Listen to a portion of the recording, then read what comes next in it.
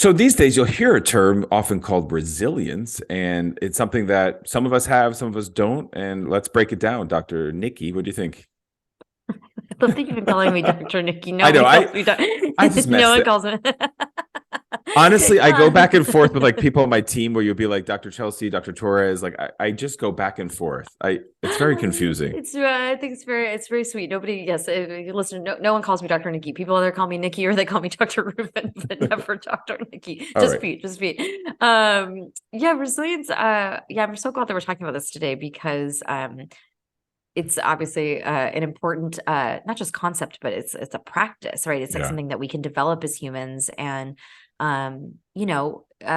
resilience is something that there is a whole wing of psychological science where they study this. Yeah. um but resilient, I guess maybe what I would say is like resilience is something humans have an immense capacity for resilience. It's like, there's a lot of things that are I'm not going to say this in a very kind way, but very dumb about our species. Yeah. Resilience is not dumb. Resilience, I think, is one of the most wonderful, inspiring things about being a human. That's motivational. I love hearing you say that. It is. It's almost like love in a way where I Yeah. feel right because there's infinite amounts of it. And but I'm not familiar with the research per se, but one thing I find interesting is like even with like some twin research that you might Mhm. find one more resilient than the other, Mhm. or like veteran research, because Mhm. resilience is about sort of endurance and perseverance. And so Yes. two people can have the same exact experience, and one ends up becoming, pretty significantly impacted, and the other one not. Mhm. And Mhm. so that's the art of what we do. Mhm. I often say, and I'm sure you do too, like what I do is a science and an art. Absolutely, Yeah. absolutely. And look, I think what you're getting at, and yes, Pete and I are not, unfortunately, we're not researchers in resilience, so we're less familiar No. about sort of um the nitty-gritty details. But from what I do know, it's like different factors can influence it, right? So just like with anything. So obviously biological factors could influence it. Like if somebody has like very, very, very severe mental illness, right? Yeah. That may contribute to decreasing one's ability to cultivate resilience. Or Yeah. maybe there are so many environmental factors that get in the way. But again, I keep saying may, because that being said, like that's also what's kind of amazing about resilience is that Yeah. think of all the humans you've ever read stories about or known personally where they've experienced maybe unbelievable trauma or Yeah. traumas, or do experience some unbelievably severe physical or emotional difficulty or illness. And they come back stronger, Yeah. Well, more solid. it's like an exercise. I love that you just said cultivate resilience, Yeah. Mhm. because I think the definition from APA is successfully adapting to difficult or challenging life experiences, Mhm. especially through mental, emotional, and behavioral flexibility. Yeah. And so that is really what resilience is. And so, and listen, there might be a listener who's not feeling very resilient in this moment, and that's Mhm. okay because, Yes. we could always bounce back. Like resilience, it ebbs and flows. I think, you could look at it from a bird's eye view where maybe one's Mhm. life has been resilient because they've had significant childhood challenges, Sure. things of that nature. Or you could just be going through something in this moment that is super challenging, and then you find ways to mentally, emotionally, and behaviorally Mhm. adapt because Mhm. because oftentimes you don't have a choice, and that's where the East comes in. The East says Mhm. what is in front of you is in front of you. That's right. Where your feet are is where your feet are. Mhm. So it's often not a place that we want to be. Maybe not often. It can be a No. place that we don't want to be. Well, and like when it's interesting you say, when it's funny because I hear this a lot clinically from folks, and you said it's like we don't have a choice. And what I'll often say is, well, here's the thing: we actually do always have a choice about how we respond, right? That's But right. it's That's right. but the choice, but that's the only. But again, that's the only thing that we ever have a choice about is our behavior and how we respond to what's put in front of us. We never get to choose what's put in front of us, and That's so right. it's like when you're I'm going to use the word again because I think it's important, is when you're cultivating resilience, which Yeah. is moving through difficulty and then digesting it and Yeah. integrating it into you, Yeah. and Yeah. I think, you know it's something that we can build and it's like a muscle. Yeah, it's totally muscle. I love that you just said that, because I think that's often a metaphor I use where it's like, if you're having back pain, you have to get your back stronger. So you're going to do some Mm-hmm. back exercises. Mm-hmm. Mm-hmm. And so with resilience, you can't, because sometimes someone who might feel like, oh, throw your hands up, like I'm just not resilient. My brother did it, sister did it better, whatever, versus like, no, this takes work. It takes work, and it's, Yeah. and it's something, look, I guess I'll say it this way. It's like when we encounter struggle or difficulty or hardship in whatever degree in our lives, and everybody is going to experience varying degrees of that. Yet no one escapes life without experiencing something difficult, unpleasant, Right. something that's a struggle. Your Not you, like or anybody, one's willingness to again, like I said, allow that, move through it, experience it, is what creates the opportunity to build resilience. And it's funny because recently in a lot of my sessions, I've been talking with people about grit, Yeah. like the value of grit. And it's because I was, it's something I think we don't like talk about enough, at least in like American culture. Like it's Yeah. not, at least now, I mean, probably maybe like, I don't know, maybe like that was more of a topic or idea of like 100 years ago, but it's like sort of like lost its like popularity. I would say it's like just not a concept people talk a lot about. And I've been talking to folks a lot about grit and how that's related to resilience. Like it's like and I asked somebody recently, it's like, I'll ask like, what does that mean? And they're like, yeah, it's like a digging deep, but while allowing, like it's not bulldozing something. This is going to be insulting to our New York, New Jersey listeners, because grit Mhm. is like just as common as like saying water. And it's That's true. That's true. That's true. That's well, I'm because thinking it's this. like, I'm thinking this is an East Coast concept.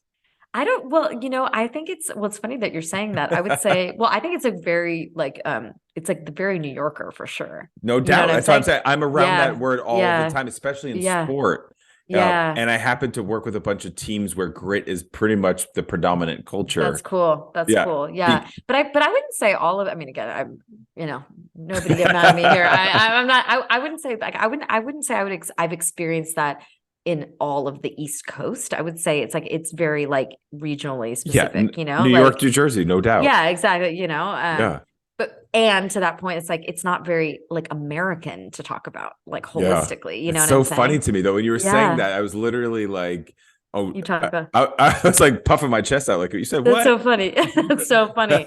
Well, but so say more about that, because again, I'm so Yeah, glad that that's saying you because I'm like, that's a part of cultivating resilience, is it connecting to is. grit. Absolutely. Yeah. And one of the things I find is that sometimes people are looking for the grit. And I think to Yeah. cultivate it, it's just there. And it's sort of like, not every great athlete becomes a good coach. You can't just create grit. It has to be, well, it has to be well, you know what? You're right. So I'm going to challenge you a little bit, because I would say, because I kind of conceptualize it, and that's, I've been talking about it with patients, is like, yeah. it's a value, Yeah. right? So resilience, and I'll say, so it's something we can connect to. Yes. So it's like, so yeah, you can't just like make it out of thin air, but if it's something, and I would say, I can't say everybody, because there's no always, No, no. but many people, like, I think many people can connect to grit. I think this is like the human thing I'm talking about. I think it's Yeah. like part of being human, but a lot of people don't recognize or realize that it's something that they have within them to connect Yeah. to. Do you know what I mean by that? Yeah. And I'm Yeah. thinking it's because it's intrinsically motivated. So I think that that's where grit is. And so that's why it's immeasurable. And yes, you can cultivate it. But what ends up happening, especially in sports, is that everyone has seen like an ESPN 60 or something, a story that has an athlete who had a very challenging life, and Right. then all of a sudden created, became one of the best. That's their grit, their grit, their why. That's what has gotten them intrinsically motivated to perform. So yes, I think it's about finding the why. So yes, it can be built, but I do think it's inherent in people, and that is resilience, because they've gone whatever, the adversity that they've experienced has created grit. Go. That's interesting. So it's funny. I think I like see it in a slightly different way. So Yeah. I conceptualize it more as, what you're saying is, I sort of think that it's like, that's the building resilience, and building resilience is fueled by connecting to grit. Yeah. Right. Like I see it as like, because I think about, I'm thinking about some folks I'm working with right now Sure. where that it's like they were having trouble connecting to grit.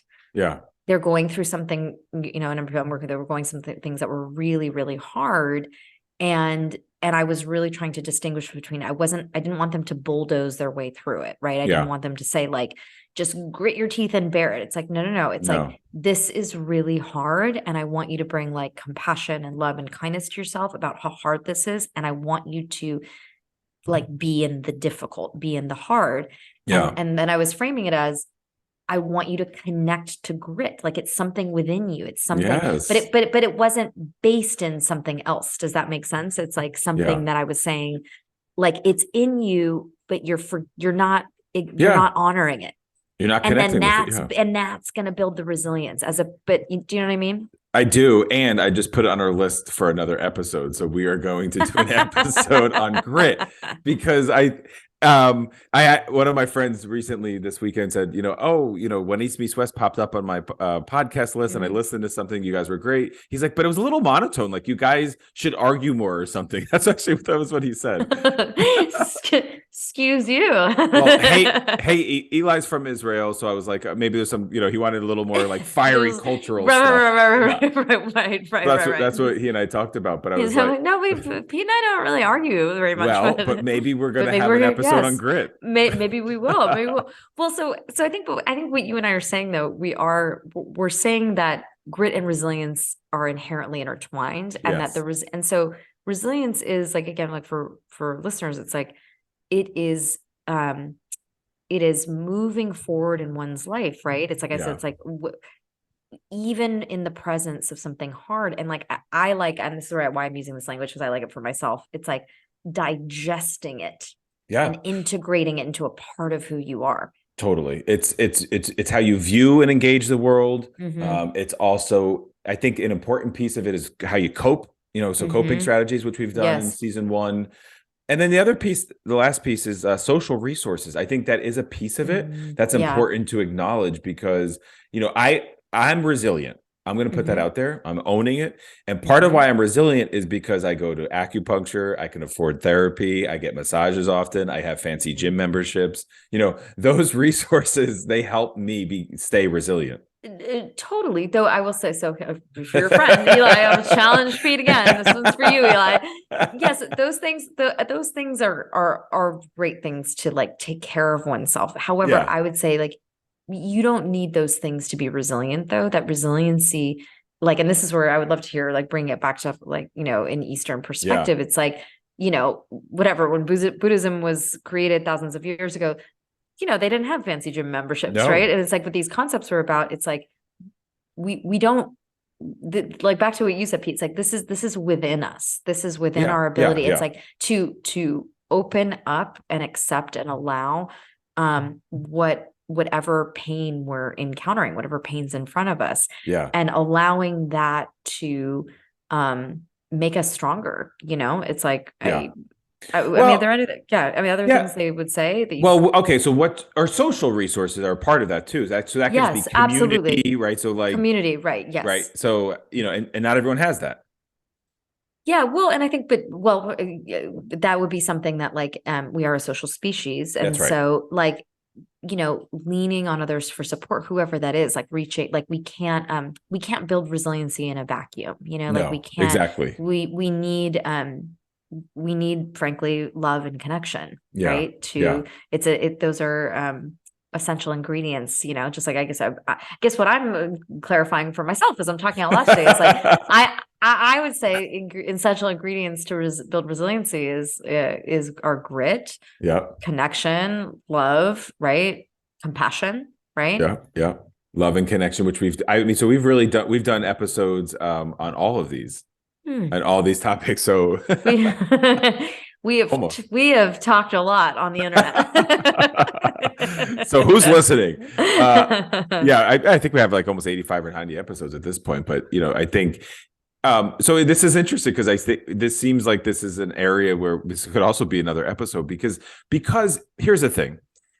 We're all going to go through times where we don't feel resilient. We feel like the world has just beat us and that we can't go on. Now that doesn't mean I'm Mhm. necessarily suicidal. It just means that like I feel like I want to crawl in a ball and maybe just Mhm. stay in my bed for a couple days. Mhm. Mhm. That's okay. That doesn't mean you're not resilient, listener. That's right. Yeah. Mhm. What it means is every time, like you said, Nikki, we have to just reset, Yeah. reset and say, and so the ability to reset is that flexibility. And I think that has become probably one of my more favorite words, from third wave CBT is just the idea of being flexible. Mhm. And it's funny because my one of the teachers who organized all of our talks for the Zen community, she's changed my like date like 4 times Mhm. in the last like 2 weeks, and Mhm. every time I'm like, yeah, sure, that's fine. And so she said, the last time she said, Roshi replied, Peter is very flexible. You're So like, thank you. well, I'm both a galloping horse and very flexible. Yes. Yeah. Uh, but Yeah. this is good. So maybe we have another episode on this at some point. But I appreciate everyone for tuning in. And remember, here's a little quote for you. So listeners, as you consider whether you're resilient or to build or cultivate more resilience, I'll leave you with this quote. Chaos is inherent in all compounded things. Strive on with diligence. This has been When East Meets West. I'm Dr. Pete Economo. And I'm Dr. Nikki Rubin. Be present, be brave. This has been When East Meets West. All material is based on opinion and educational training of Drs. Pete Economo and Nikki Rubin. Content is for informational and educational purposes only.